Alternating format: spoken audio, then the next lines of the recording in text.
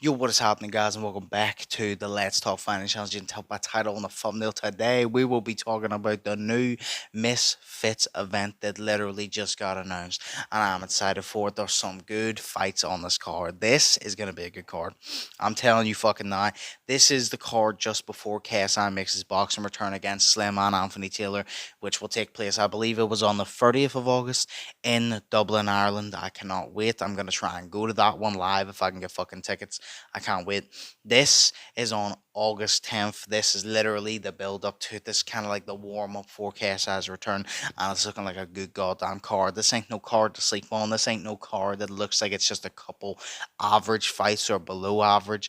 This looks like a card that's actually going to be fucking flames and maybe Knockout City. And I cannot wait for it. But hey, let's move into it. Let's go through the fights. Let's see what's exciting. Let's see what potential it has and see what we're talking about. This is Misfits boxing.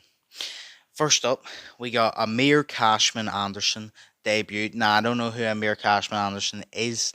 It doesn't obviously have who he's fighting, kind of like the Killer B thing, but it is his debut. We're going to see who he's fighting. I don't really know what to think of that because, like I said, I don't really know who he is, but I'm sure we'll find out. This is potentially a good star that's going to come on the Misfits and obviously build the numbers up, get a good following, and he probably has potential, probably good skills, sharpen skills, put on some great fights, so that's potential there. Then we'll move on to the first fight, which is a female fight. It is Leah Gotti versus Amber Fields. Now, I don't know either of these two. I don't know if they've boxed before. But I'm going to assume it's just going to be a brawl like every female fight. This is what I've said countless times. Every female fight in the YouTube influencer boxing scene, what I respect about them is the fact they just go out there and they just fucking go for it. It's like the Elle Brooke versus Paige Vincent fight. That was like the perfect definition and the perfect example of showing that women can do this just as good as men because they put on a hell of a show.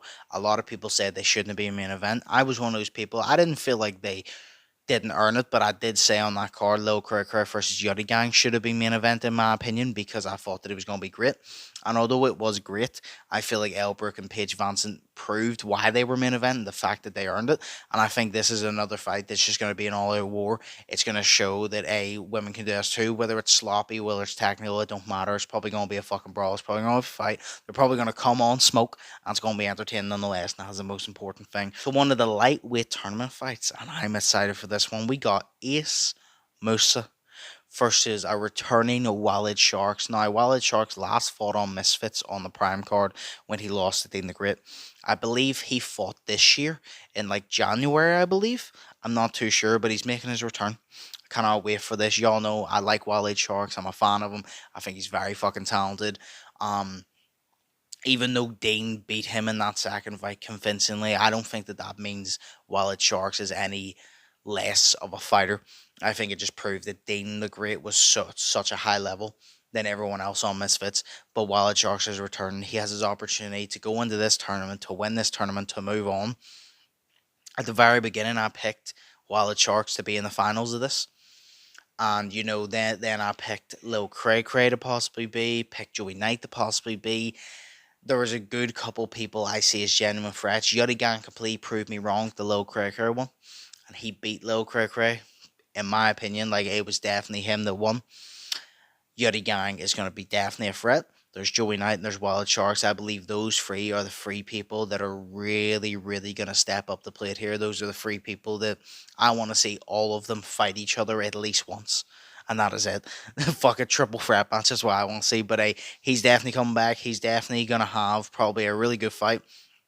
I do got Walid Sharks now one. I think Walid Sharks got to make a statement, got to show, okay, I'm back after almost a year on Misfits, and I'm coming for Dean the Great. I want that fair fight, and I want that belt. And that's what we're going to see. We're going to see at a tournament, man.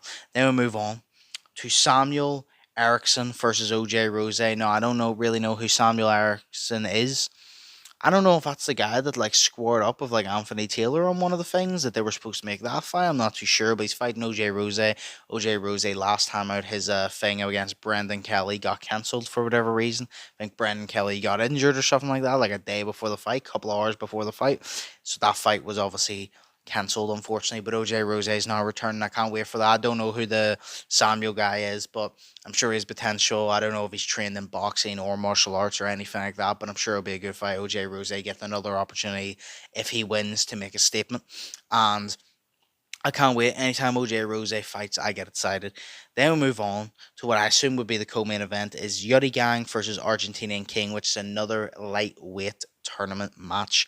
Now, Argentinian King last time out, I believe, fought Ace Musa. He was supposed to fight someone, then they pulled out. Then he was supposed to fight Britain's worst boxer, and then he pulled out, and then he fought Ace Musa. And a lot of people actually thought that Ace Musa won that fight. A lot of people thought that Argentinian King wasn't as good as he is. Argentinian King said that he had an off night. Whether he had an off night or that's just him, I don't know. Haven't seen him fight before that.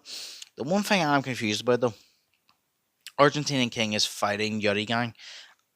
I thought Argentinian King was supposed to be fighting Joey Knight because after that fight, him and Joey Knight squared up, and Joey Knight said that he could beat Argentinian King easy.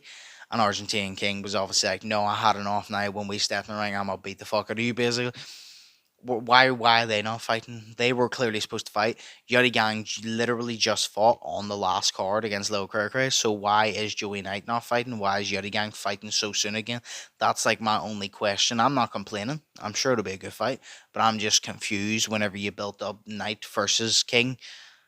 And then Yuri Gang's not taking that long of a rest off. Like, I'm kind of just confused a little bit what's happening here. But hey, either way, it's going to be a good fight. Can't wait for it. Then we'll move on to the main event, and it is a returning of two people. It is the return of FaZe Temper, and it is the return of Josh Bruckner. Now, Josh Bruckner, I believe, last stepped in the ring when he fought Saul Poppy, and that was a good while ago, and that's when he lost. I believe that was the last time he stepped in the ring. I'm actually not too sure. No, did he step in the ring? I actually don't fucking know. I actually don't know. I feel like he stepped in the ring after. I'm not even sure. FaZe Temper, I'm pretty sure last time he stepped in the ring was against Ginty, and he beat him up. Yeah, he beat him up. So these two people obviously returning after quite a long layoff. I'm actually gonna have to check if Josh Bruckner got in the ring after the Salt Poppy fight because now I'm thinking about it, I feel like he did. I feel like he did. But either way, that's the main event. I feel like that's going to be a good one. Obviously, Josh Bruckner, he's a good boxer. Before he lost to Saul Poppy, he had a lot of hype around him. After he lost Saul Poppy, the hype train kind of derailed, but that didn't mean that he's any less. It just showed at that point Saul Poppy was such levels above everybody until he got to the level where like Slim and all was at, and then he realized, okay, this is the level I'm supposed to be at, this level that's competitive, that I'm not above these people. FaZe Temper obviously had the loss to KSI, which kind of set him back. He had the loss to Slim, which kind of set him back. But then he came out against Ginty. A lot of people doubted him. Thought Ginty was going to knock him out. He came out and stopped Ginty very easy, very quickly. And he kind of made a statement. Then I believe he went away because him and his wife had a kid. Congratulations to them. And I'm assuming now, okay, now the kid's there. They've been settled in. They've kind of just got used to the schedule. Now he wants to get back in the ring. And I think it's a good idea. But this card, man, this card has so much potential to be absolute flames, absolute fireworks. There's so many good ones. The Wild Sharks Ace Musa fight's gonna go crazy. The OJ Rose fight's gonna go crazy. The Yuri Gang fight's gonna go crazy. The Josh Bruckner FaZe Temper. I think this one, like I see someone getting knocked out.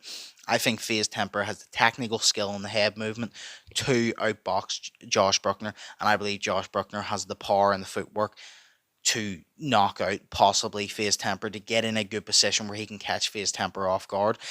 I don't know, bro. It's a good fight. I feel like I'm gonna have to do good breakdowns leading up to this, but hey, I'm excited, bro. It is obviously over a month away. It is August 10th, so we have the whole of July without a Misfits event, unfortunately. But when it comes to August 10th, it comes to August, we got two events coming. We got this, a nice little warm up for KSI's return, and this isn't just like I said, like just an average card, low warm. This is one's gonna be fucking fireworks. I can only assume. I don't know if they're gonna add fights, take away fights. Some fight is going to get cancelled, probably. Some fight's probably going to get cancelled because that always happens. But we're going to stay in positive mind and we're just going to hope that it doesn't negatively affect that card too much. And one does, we get a better fight in place of it. But yes, it's a good card. I'm excited for it. I want y'all to let me know down below in the comments. What is your opinion of it? What fight on this card are you most excited for? Who do you think is going to put on the best show? What fight are you most excited for? Who do you got winning each fight? Obviously, closer to the time, I'll probably do a couple breakdowns and then I'll do my prediction video just before the event. But I want you to let me know your opinions of what fights you think is going to be the best. Who do you think is going to win this? What do you think is going to set up? I want you to let me know all that. But for now, this was me reacting to the next Misfits event. Hope y'all having a great day. Hope y'all are feeling positive, and I hope y'all staying safe. This was another video. Have a good one, and I'll see you in the next one. So, peace.